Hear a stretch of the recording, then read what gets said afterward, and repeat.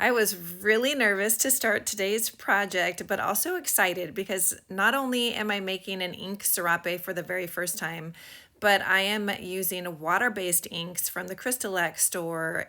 They just released these, and so I got one in every color.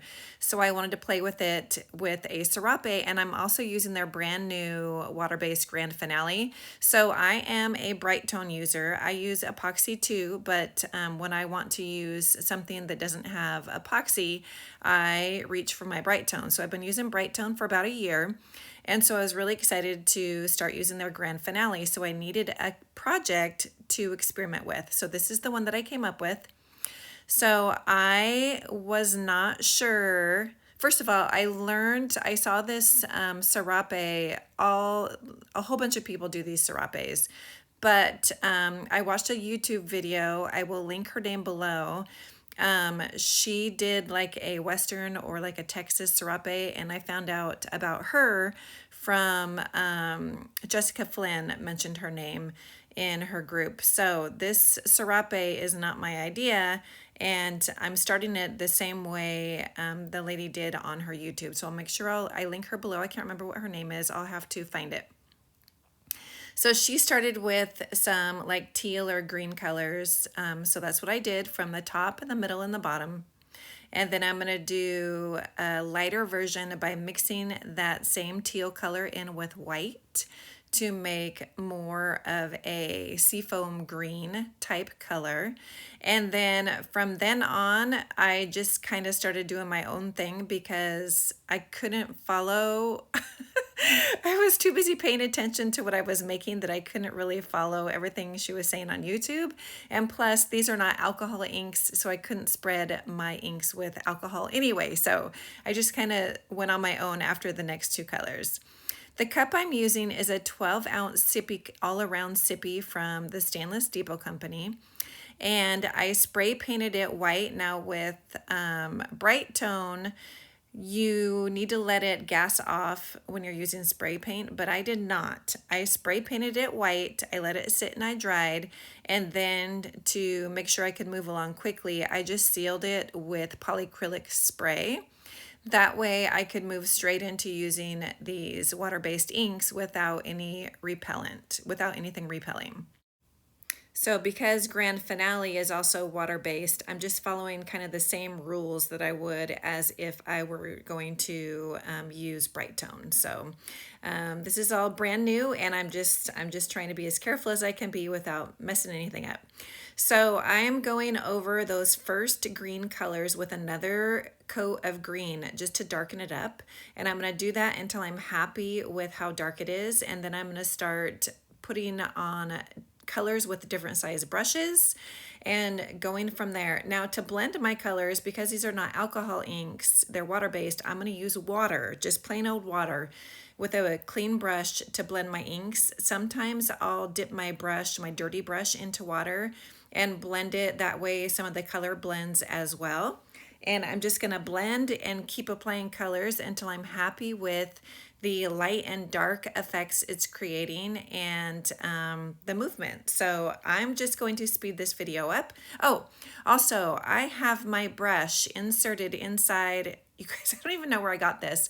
I used to do Stampin' Up. If you know what Stampin' Up is, it's a company that sells like rubber stamps and inks, and you can get papers and create cards and embellish them and that kind of thing. It was really fun. I did that a long time ago, and I think this is the little tool that I used to put the ink, the felt markers into, and then I pushed the air through it and it spat out little specks of ink onto your paper. So what I've done is I flipped my brush backwards. Instead of the brush portion facing the hole that shoots the air, I flipped it around so that I could use that base to steady my hand onto my desk because my hand is very shaky. So I'm just going back and forth with the color. When I want to blend, I just move my paintbrush carefully in either right or left direction, depending on what I want to blend. If I need to thin a color out more, I add water. If I want to make the color lighter, I add white ink. And if I want a section to be really bold, I'll add more of that exact same color, or I will add just a small section of black and then blend it into the darker colors. If you blend the black into the light colors, it's just going to create a big mess, but when I put it over the green, it actually darkens up the green and looks really cool. After I have my colors spread out pretty much the way I want them, I'm going to just let this dry for a little bit, because the final color I'm going to put on is going to be a very thin pinstriping of black. And if I put the black on when my inks are still wet, it's going to blend. So I want to let this dry and then put some pinstriping of black on. These inks dry very quickly, and so by the time I was cleaned up and then went upstairs to grab a snack, I came back down, everything was dry, ready to put the pinstriping on. I grabbed the thinnest brush I could find that had a tapered tip. So I was super nervous about shaking my hand, so I'm like holding onto my hand as steady as I possibly can with these pinstripes, and I just tried not to worry about it too much. I didn't really have any particular spot I had in mind for the pinstripes, but I did want them to be placed between some dark and light colors. And then I also wanted some pinstriping to be placed right in the center of a solid color, just however it would look nice.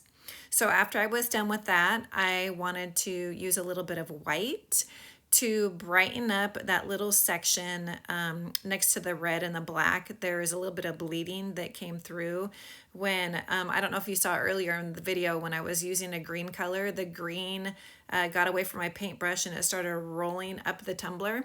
So I used water to clean up that area, but when I cleaned up the area, some of that color got a little muddy.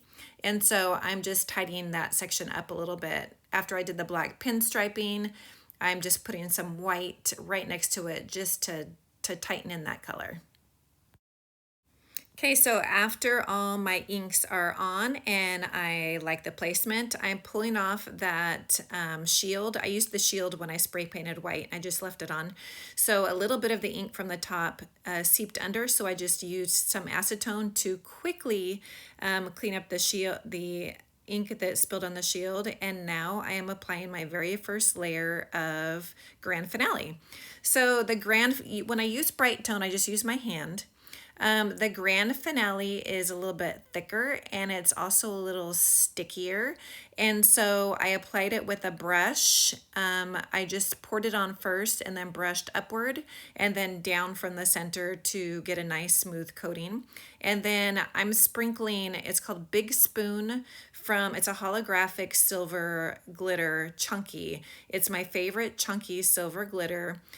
From the glitter guy, and so I just sprinkled some of that right over the top of it, and so that's gonna dry in about 2 hours, they say.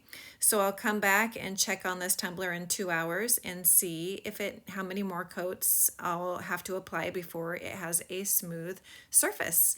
And then I think I'm going to give this to my granddaughter, so I will be adding her name to it later.